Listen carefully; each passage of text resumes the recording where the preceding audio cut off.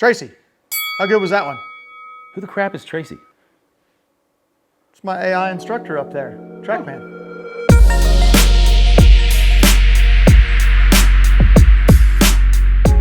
Welcome back, everybody. So who is Tracy? What is Tracy? To my wife, Tracy is not a real person. She's not here with us today. No, it's not a physical human being. Yeah, so Tracy is essentially artificial intelligence. Something new they came out with. I believe it was somewhere around February whenever they came out with it, kind of first of the year.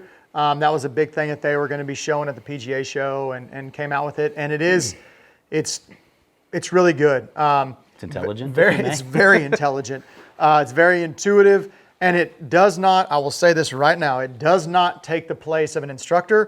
Trackman will never do something to take the place of an instructor. This merely helps you to kind of guide your practice. If you have a good grasp of what these things are, then awesome. You can jump on, you can turn Tracy on, and she'll read and analyze and do different things and kind of guide your practice. If you use Tracy and you have no idea what any of it is, you need to go talk to an instructor to get an idea and possibly an idea of how to fix some of these things, because as we go into it, it's going to be. That's what I was going to say is my knowledge about Tracy and the AI side of the non-performance side of Trackman is a little bit more limited. So Aaron's going to be talking a lot more in this video about what it can and can't do. But I would tell you the biggest difference between an instructor and Tracy is Tracy's going to say your club face is open 3 degrees. You got to fix that. Yes. So she's not saying how to fix it. She's just saying fix it, because for each person that could potentially be something different. So throughout the duration of this video, Aaron's going to look at it from the user side and all that. I'm probably going to tendency to look at it more from the instructor side, just because that's my forte and I don't understand his side as much. Yeah. So again, like we said, we got Tracy. It's Trackman's come up with it. T for Tracy, T for Trackman. Right. Trackman uses their orange colors. They got kind of a little whirly design graphic up there at the top, but just like Siri has hers. Yeah. So all you do for it is to turn it on, you would just click up there at the top where it has the little Tracy icon that's up there, and then just start hitting golf balls.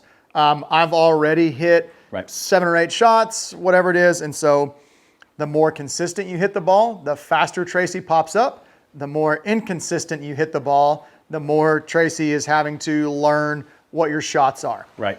And so it's going into it and looking at some different aspects and some different things. So now that I've already hit some shots, I've got some stuff out there, Tracy has popped up, and you see these 2 kind of speedometer looking things on there.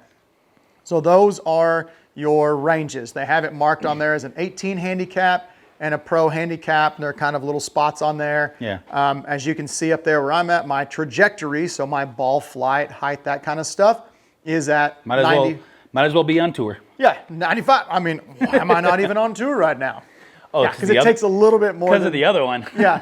Then there's the other guy, your kind of your dispersions on there, your accuracy. So everything's ranked on a scale from basically from 0 to 100. Yeah, 0, really, really bad. Yeah, closer to 100, really good. Your tour pros, they're not sitting at 100. They're not saying that. They're still, you can be better than some of that stuff, but you can also be worse. So you kind of look at it up there. So the big thing that we use Tracy for whenever I have somebody come in and they've never used it before is like, hey, okay, hit you a couple shots, bing, bing, bing, bing, bing, and then it comes up. Right. So then what does that stuff do? How do I use it? Well, right below it, the orange box, it says what to improve. You click that. Wham, there it is right there. So it gives you 3 things that you can work on. And then the big one that's on there is it's going to give you what you can improve the most with. So what it has here is one thing to work on. And it says face angle. So it says that if I fix my face angle, that my trajectory will change possibly 1 point, but my precision will change by 5. Again, remember, his trajectory is at 95. There's not as much room to improve there. Correct. Just like anything else gets harder the better you get to be better at it. So only at 1 point, whereas precision at 80, there's a little more room for improvement there. Yes. And the other 2 down there, so it has like basically your big one is your primary focus. Then you have secondary focuses down there. So it's talking about spin loft and swing direction. And it gives you the same numbers on there that, okay, if you affect spin loft, it's going to change by 1 point and 3 points. If you change swing direction, it's going to affect trajectory, not really much at all, 0, and possibly fix the precision by like 1 point. So it's always your primary focus is going to be the big one that you can get the most bang for your buck. You can get the most improvement out of. So to start the practice. Well, I was going to say, before we get into practice, why don't we talk about the other insights? Insights, yeah. Just before we dive into practice, because practice is going to take us down a little bit of a rabbit hole. So insights right there, it's telling you what your carries, your totals, what your optimum should be, kind of what it's looking at from what you hit right there. So it's looking at your shot shape, your distance and dispersions and that kind of stuff. So this is kind of the insights or what it's taking into account whenever it's looking at these things. So we'll go back to our what to improve. Maybe. There she is. So they have what they call focus practice, the big orange thing right there. So you had start focus practice, bam, click it. All right, now you get into your focus practice. Looking at this, there's on the left, you'll see the shots that I hit. So my focus practice right here, we are working on face angle. That is all this is looking at, is I'm trying to improve my face angle. I may come insane from the inside and do something. All we're looking at is face angle. So this is assuming that I'm going to be making relatively the same golf swing. Hopefully, and trying to improve face angle. So it's telling me right here on the optimal in the blue right there that my optimal face angle is positive 0.6 degrees. So just open, basically about a half a degree, a small amount. And we're not going to dive into the instructional side so much of how to affect face angle as much, but this is typically where an instructor would pop in and say, hey, so your face angle on the ones that we missed hit based on your shots over on the left-hand side, it has all the shots that he hit. You know, the ones you hit good were all just slightly open. The ones you hit poorly were all closed by anywhere from a degree, 1.1 degrees negative to negative 2.8 degrees. So essentially Aaron's issue is that he is shutting that club face down a little early at impact versus leaving it open just a hair. So that's where the instructor, Aaron, myself, anybody else that uses Trackman to teach with would come in and say, hey, this is what I want you to work on for the next handful of swings whilst in this mode. So there's where the PGA teacher, instructor side comes into play, and now I'm going to slowly back away. So it's going with what we're trying to get a golf ball to do is to basically, we're trying to get a golf ball to land back at our target. We're trying to get it to land back in the middle of the range, on the line, that kind of stuff. So it also gives you some wiggle room. Now, on this one right here, it's saying that I have plus or minus 1.3 degrees. So I can hit a closed club face of 1.9 degrees and still be in there, or I can hit an open club face of 2 degrees. So that's, it's slowly trying to push your club face a hair open, giving you that wiggle room. If you have bigger misses, your wiggle room is going to be bigger. If you have smaller misses, your wiggle room is going to be smaller. So here's my goal right here. I'm trying to hit that 0.6. That's ideally. That's what I'm shooting for right there. If I do it correct, good. Down at the bottom, it has 0 of 0. I haven't hit any shots yet. If I do it good, it pops me one up in the good category and everything goes blue. It's like a virtual pat on the back. If I do it not good, it comes up on the other side. A virtual kick in the nuts.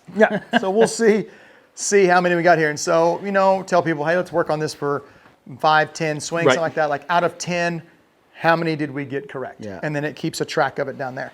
And so as Aaron hits some shots, a little bit on face angle. So ideally we would have a slightly in out path with a slightly open face. Those two things combined equal a pretty straight. Now on that shot, you see how that whole top side just went blue. That's the virtual pat on the back. Yes. So 1.6 is what he got there. Right there, I am in the range that I want my face to be. Now going back to what I said just a second ago, I believe I possibly came over the top just a little bit on that one, or more dead straight down the line.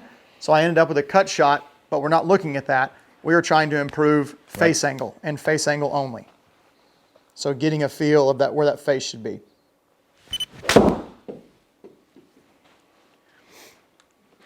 Ooh. So I'm going to point something out here. So that was negative 0.3, which is pretty freaking straight. Right? But it's closed. Again, Aaron's issue while swinging those first handful of shots before we went into focus practice was your face was closed. So if you notice, he had a 1.6 last one in the green, or blue. Only a negative 0.03 there, but you're a lot closer to your range of what they consider acceptable for you to move forward. Yes. Because we're trying to get him to open his face, not close it.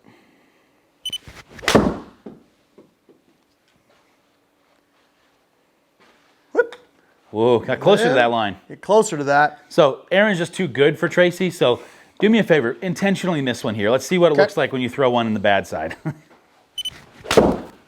You accidentally hit that inside? Just kidding. That is going left. Yep. So it does a couple of things. Obviously, Aaron's been pretty much on the mark with the first 3 shots, so you didn't get to see as much of this. So obviously that top part went black, or it stayed black. So it didn't go blue, so obviously you know that. If you look on the bottom side there now, it says good 3 of 4. So obviously the 4th shot. But it does actually show you the graphic, and this is the part I like, is it'll show you the graph of the club head. It'll actually give you that angle that's kind of grayed out by the toe there of negative 5.7. So you can see, obviously, that gray straight line would be 0. Yeah. So. Also, running down that side left of the club face, you've got your kind of where it says face angle, and you've got your little slider bar on that thing. It's the same way Trackman uses the optimizer. Sure. Obviously, we're trying to get it in that blue. That's what we're shooting for. Yep. All right, you can go back to doing good again. See how we do. Hopefully you don't carry over. Whoa! Did you shank it into the center? Olay! Nope. There's, Well, the good news is from the last one to this one, he cut that in half. there's the miss, the closed club face.